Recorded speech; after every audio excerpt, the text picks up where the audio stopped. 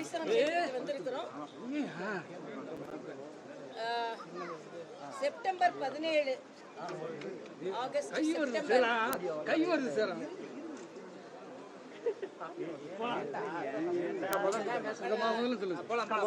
September 17 நமக்கு கும்பாபிஷேகம்.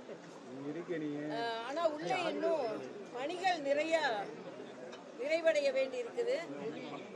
ஏற்கனவே இங்க தீ விபத்து நடந்த போது நான் மாநில தலைவராக இருந்து வந்து பார்த்தோம். நாங்க இவ்வளோ பெரிய ஒரு கலாச்சார ஆன்மீக தலம் தீக்கு இரையாகி இருக்கிறது, அதை உடனே சரி செய்யணும்னு.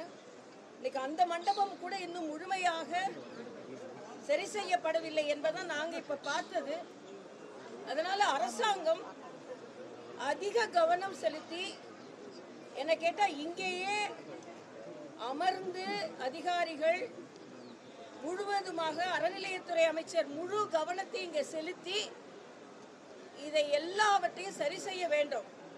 இங்க எங்களது சகோதரர்கள் சிலவற்றை சுட்டி காண்பித்தால் அது பக்தியினால் தானே தவிர பகையினால் அல்ல.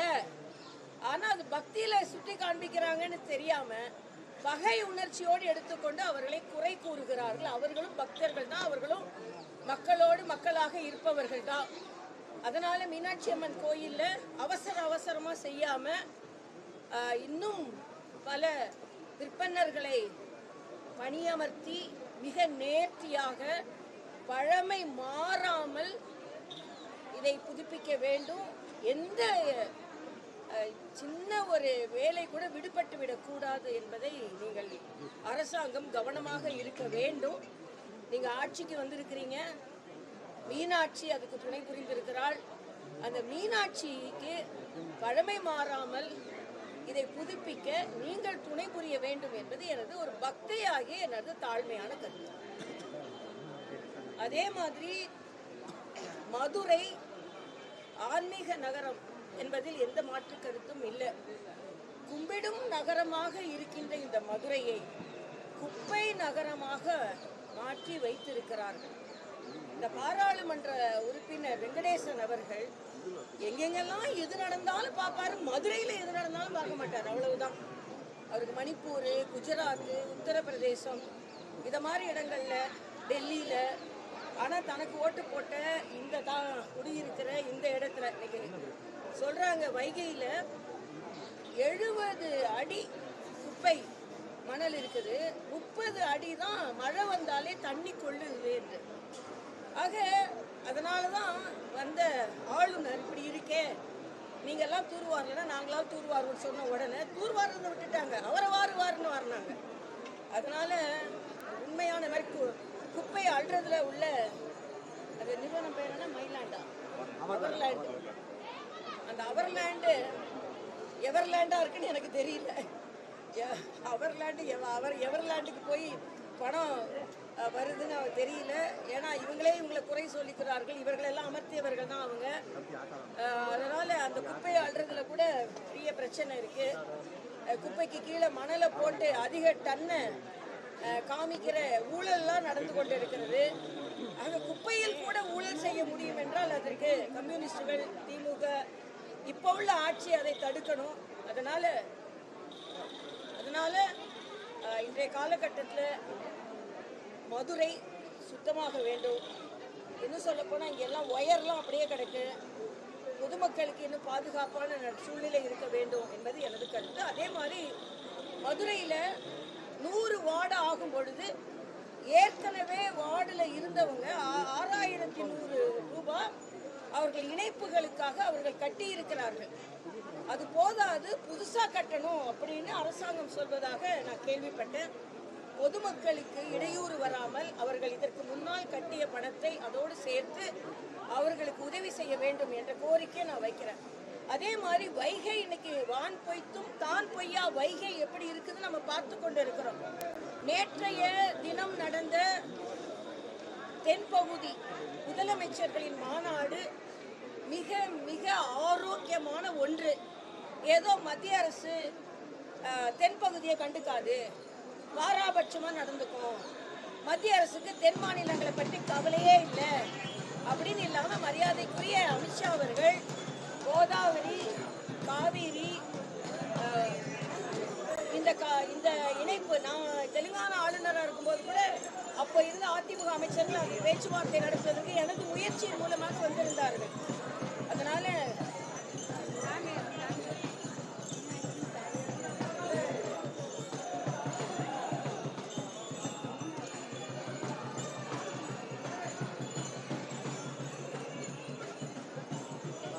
மரியாதைக்குரிய அமித்ஷா அவர்கள் சொல்லியிருக்கிறார்கள், இந்த ஆறுகளை எல்லாம் இணைத்தால் 100 ஆண்டுகளுக்கு இந்த பகுதி மாநிலங்களுக்கு தண்ணீர் பிரச்சனை இருக்காது. பிரம்மபுத்திரா, கோதாவரி, காவிரி ஆக இந்த அளவிற்கு ஆக்கப்பூர்வமாக மத்திய அரசு செயலாற்றி வருகிறது.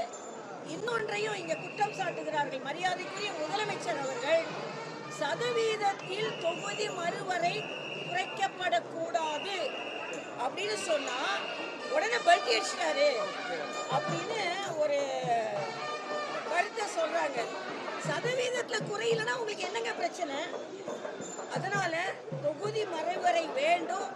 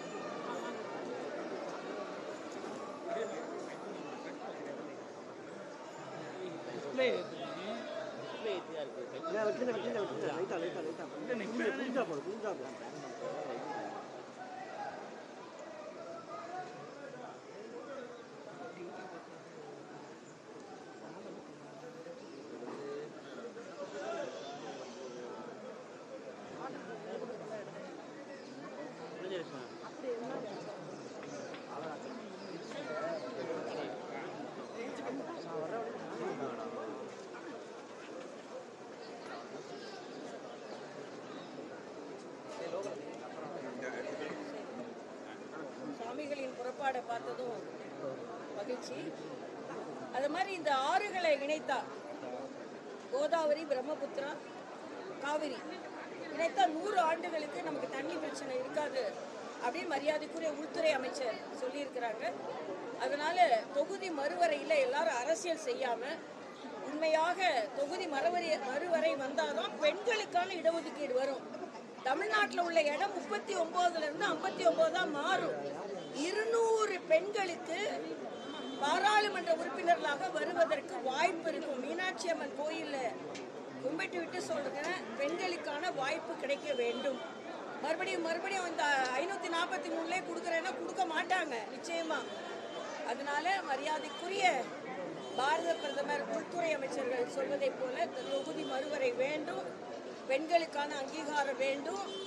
எந்த விதத்திலும் தமிழகத்தின் சதவீதம் குறையாது என்பதை உள்துறை அமைச்சர் தெளிவாக சொல்லியிருக்கிறார். அதைத்தான் முதலமைச்சரும் எந்த விதத்திலும் சதவீதம் குறையக்கூடாது என்று சொல்லியிருக்கிறார்.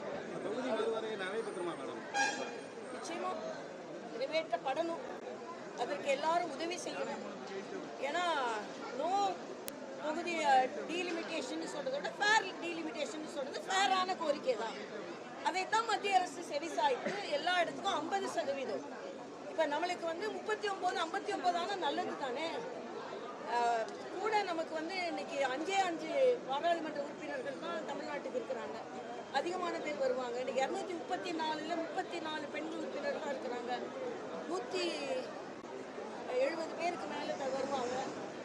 அதனால நிச்சயமாக தொகுதி மறுவரை வேண்டும் என்பது. தமிழகத்தில் அதுக்கு எதிர்ப்பு இருக்குல்ல மேம். ஈவன் அமமுக கூட வரக்கூடாது ஸ்டேட்மெண்ட்ல தான் இருக்காங்க. இல்ல அவங்க கருத்து சொல்லலாம். ஆனா எல்லாருமே நீங்க பாத்தீங்கன்னா இன்னைக்கு வேண்டான்னு சொன்னவங்க கூட நியாயமா தானே சொல்றாங்க. நியாயமா தானே இன்னைக்கு நேரம் 50% கூடும் பொழுது வட மாநிலத்துக்கும் கூடும். நமக்கு கேரளாவுக்கு பாத்தீங்கன்னா 20லேருந்து 30 ஆகும். நமக்கு 39லேருந்து 59 ஆகும். 20 பாராளுமன்ற உறுப்பினர்கள் மக்களுக்கு அதிகமாக சேவை செய்வது நல்லது தானே. நீங்க இன்னைக்கு எம்எல்ஏக்களுக்கு இருக்கிறவங்களுக்கு கார் கொடுக்குறேன்னு சொல்றீங்க. அப்ப இல்ல இல்லாத மக்களை சென்று பார்க்கிறதுக்கு பாராளுமன்ற உறுப்பினர்கள் வரக்கூடாதுன்னா என்ன? அதாவது கொடுத்ததெல்லாம் கொடுத்தார், யாருக்காக கொடுத்தார்? ஊருக்காக கொடுத்தார், ஒருவருக்காக கொடுத்தார், ஊருக்காக கொடுத்தார்னு பாடினாங்க. நம்ம நல்லா அழகா பாடினாங்க நம்ம புதிய சட்டமன்ற உறுப்பினர். ஆனா கொடுத்ததெல்லாம் கொடுத்தார், இருப்பவருக்கே கொடுத்தார், இல்லாதவருக்காக கொடுத்தார் அப்படின்னு கேள்வி கேட்கணும். நீங்க பார்த்தீங்கன்னா ஒருத்தருக்கு 15 கார் இருக்கு, கேள்வி கேட்டவருக்கே 2 கார் இருக்கு. ஆக மக்கள் வரி பணத்தை சரியா நிர்வகிக்கணும் அப்படின்றது எனது கருத்து. ஆனா நீங்க தேர்ந்தெடுக்கப்பட்டவர்களுக்கு இவ்வளவு கொடுக்குறேன்னு சொல்றீங்க. ஆனா மக்களை பார்க்கறதுக்கு கூட பாராளுமன்ற உறுப்பினர்கள் தேர்ந்தெடுக்கப்படணும்னு சொன்னா ஏன் அதை எதிர்க்கிறீங்கன்னு எனக்கு தெரியல. அதனால தொகுதி மறுவரை வேணும். ஏன்னா பெண்களுக்கு இடஒதுக்கீடு கிடைப்பதற்காகவாவது தொகுதி மறுவரை வேண்டும் என்பது எனக்கு இல்லை மேம். அவர் சட்டசபையில் டீலிமிட்டேஷனுக்கு எதிராக தீர்மானம் போடுறாங்க. அதுக்கு முன்னாடி காங்கிரஸ் எம்பிக்கள் மற்ற எம்பிக்கள்லாம் பங்கேற்ற கூட்டத்தில் நோ டீலிமிட்டேஷன் அப்படின்னு கூட்டம் நடத்துகிறாங்க. அங்கே தீர்மானம் போடுறாங்க. அசம்பிளியில் நோ டீலிமிட்டேஷன் எதிராக போடுறாங்க. ஆனால் அங்கே விகிதாச்சாரத்தை உறுதி செய்யணும்னு விஜய் கேட்கறதான் பல்ட்டின்னு அதிமுக சொல்லுது. விகிதாச்சாரத்துல குறைய கூடாதுன்னு ஒரு அது பல்ட்டியா இல்லையா மேம்? அது எப்படி பல்ட்டியா? ஒரு வாரத்துல ஒரே சண்டை போட்டே இருக்கணுமா நீங்க? அப்போ யாருமே நீங்க வீட்டுல ஒரு நாள் வீட்டுல இது தவறுன்னு சொல்லிட்டு போவோம், வெளியே பொண்ணு நீங்க சொல்றது நியாயம் தானே அப்படின்னு சொல்றதையே ஒத்துக்கொள்ள கூடாது. திமுக மாதிரி சண்டை போட்டுக்கிட்டே உட்கார்ந்துக்கணுமா? இப்ப திமுகவே சதவீதம் குறையக்கூடாதுன்னு தான் சொல்றாங்க. என்ன பொறுத்த மட்டும் எனது வேண்டுகோளாவே நான் வைக்கிறேன், சண்டையே இல்லை. எல்லோரும் சதவீதம் குறையாது, அதிகமாக பாராளுமன்ற உறுப்பினர்கள் வருவார்கள். குறிப்பாக உங்க சகோதரிகளுக்கு ஒரு வாய்ப்பு. இப்பதான் கதவு கொஞ்சம் திறக்குது. தயவு செய்து அவங்களெல்லாம் பாராளுமன்றத்தில் ஒரு 200 பேருக்கு அதிக வாய்ப்பை கொடுங்க. சும்மா இதே மாதிரி பேசாதுங்க. பெண்கள் அதிகமா வரும்போது பெண்களோட குரல் அதிகமா ஒலிக்கும்.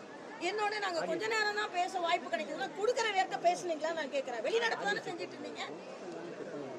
2 நிமிஷமா எங்களுக்கு பேச வாய்ப்பு கிடைக்குது, 3 நிமிஷம் தான். எப்போ 200 பேர் அதிகரிக்கிறார்களோ, எப்போ 50% 850 பேரை ஆகிறாங்களோ, அப்போ அதுக்கேற்ற மாதிரி எண்ணிக்கை உயரும் மாதிரி நேரமும் உயரதானே செய்யும்.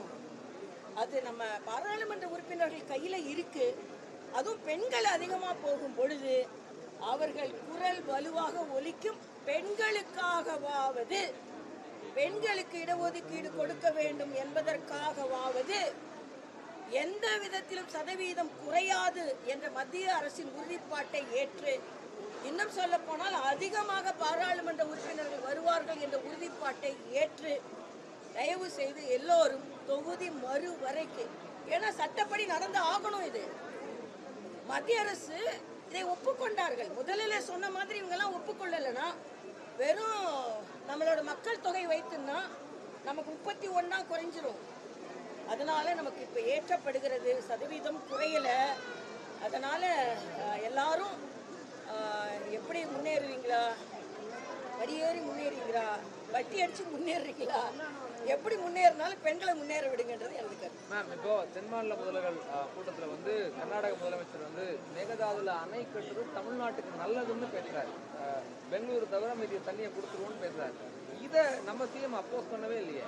இல்லை, அது நேற்று நீங்கள் நல்லா பார்த்தீங்கன்னா மேகதாது பிரச்சனை, காவிரி பிரச்சனைக்கு ஏற்கனவே ஒழுங்காற்றுக்குழு இருக்கு. ஏற்கனவே அதற்கான காவிரி நதிநீர் மேலாண்மை வாரியம் இருக்கு. அதுல உள்ள வரைமுறையை சொல்லிட்டேன் நான். அதுக்கு என்ற ஆணையம் இருக்கும் பொழுது அதுல அவங்க டிஸ்கஸ் பண்ணுவாங்க. அதனால இப்ப என்ன உங்களுக்கு பிரச்சனை? இப்போ தமிழக முதலமைச்சர் மேலேயே நீங்க கடைகளை முதலமைச்சர்கள் மாநாட்டுல ஒரு முதலமைச்சர் ஒரு இஷ்யூ பேசுறாரு. பேசலன்னு உங்களுக்கு எப்படி தெரியும்? செய்தி வரல, அவர் பேசல. அப்படிலாம் சொல்ல முடியாது. நான் அந்த மாதிரி மாநாட்டுக்குள்ள இருந்திருக்கேன். போன 2 வாட்டி நான் இருந்திருக்கேன். நாங்க நிறைய பேசுவோம், செய்தி குறைவா தான் வரும். அதனால நிச்சயமா தமிழ்நாட்டின் உரிமைகளை யாரும் விட்டு கொடுக்க மாட்டாங்க. ஏன் மத்திய அரசு கூட தமிழ்நாட்டின் உரிமை விட்டு கொடுப்பதற்கு நிச்சயமா துணை போக மாட்டார்கள் என்பது நாங்க துணை போக மாட்டோம். நீங்க அன்னைக்கு நீங்க காங்கிரஸ்காரர்கிட்ட போது அதை கேட்குறீங்க. இல்ல, ஒரு நிமிடம். காங்கிரஸ்கார்ட்ட போய் கேட்கல, மாணிக் தாக்கூர் போய் கேட்க வேண்டியதானே. மாணிக் தாக்கூர் எங்களை குறை சொல்றாரு, போராடுறவங்கள குறை சொல்றாரு. ஆனா ஆட்சியில் இருக்கவங்கள குறை சொல்ல மாட்டாராம். போராடி எப்படி பதில் சொல்லுங்கள், நீங்கள் எப்படி காவிரிக்கு எதிராக போராடலாம் அங்க உள்ள பாஜக கேட்கிறாரு. நாங்க கேட்கிறோம், அங்க ஆட்சியில இருந்துகிட்டு இங்கே ஆட்சியில இருந்துகிட்டு இங்க உள்ள தண்ணியை கொடுக்க மாட்டாராம், ஆனா போராடுறவங்கள குறை சொல்லுவாங்க. அதனால நிச்சயமா காவிரியும் வேணும், தொகுதி மறுவரையும் வேணும், பெண்களுக்கான இட ஒதுக்கீடும் வேணும். அதனால எல்லா மாதிரி சண்டை போட்டுக்கிட்டே இல்லாம அமைதியா எல்லாருக்கும் வேண்டியதே மீனாட்சி அருள் புரிந்திருக்கிறார். பாஜகவும் சேர்ந்து வந்து இங்க தமிழ்நாட்டு ஆட்சி பிடிச்சிருவாங்க இன்னும் 3 மந்த்ஸ்ல ஒரு கான்ட்ரவர்சி போய்கிட்டே இருக்கு. சப்போர்ட் பண்ற மாதிரி நாங்க இப்பதான் நாங்க ஆட்சி செய்து கொண்டிருக்கோம், ஆட்சி செய்து எல்லாத்துக்கும் உடனே கூட்டணி உடனே எல்லாம் கொஞ்சம் பார்த்து கேட்டு பண்ணுவோம், வெயிட் பண்ணுவோம். இல்ல இவ்வளவு ஒரு சாஃப்ட் கார்னர் பண்ணிட்டீங்களா மேம்? தாவேக அரசு மேல ஒரு அவங்க சாஃப்டா இருந்தா நாங்க சாஃப்டா இருக்கோம், அவங்க கடுமையா இருந்தா நாங்க கடுமையா இருக்கோம். போன ஆட்சி மாதிரி எதுக்கெடுத்தாலும் கடுமையா இருந்தா நல்லதில்லை. முதலமைச்சர் தெளிவா சொன்னாரு. என்ன சொன்னாரு? நாங்க கொள்கை ரீதியாக மாறுபட்டாலும் மத்திய அரசோட இணக்கமா இருப்போம்னு சுதந்திர உரையிலே சொல்லிட்டாங்கல்ல, அப்புறம் என்னங்கப்பா? இப்ப சிஎம் விஜய பாஜக அடிமைன்னு திமுக விமர்சனம் பண்ணுது. அது திமுக விமர்சனம் செய்வதற்கு திமுகவுக்கு எந்த தார்மீக உரிமையும் இல்லைங்க. இன்னைக்கு இந்த நாடு இப்படி போய்கொண்டிருப்பதற்கு திமுக தான் காரணம். காவிரியை பெற்று தர மாட்டாங்க, எல்லா பிரச்சனையும். ஆனா திமுக கூட டீலிமிட்டேஷனுக்கு ஆதரவு தர வேண்டும் என்பது எனது நிலைப்பாடு.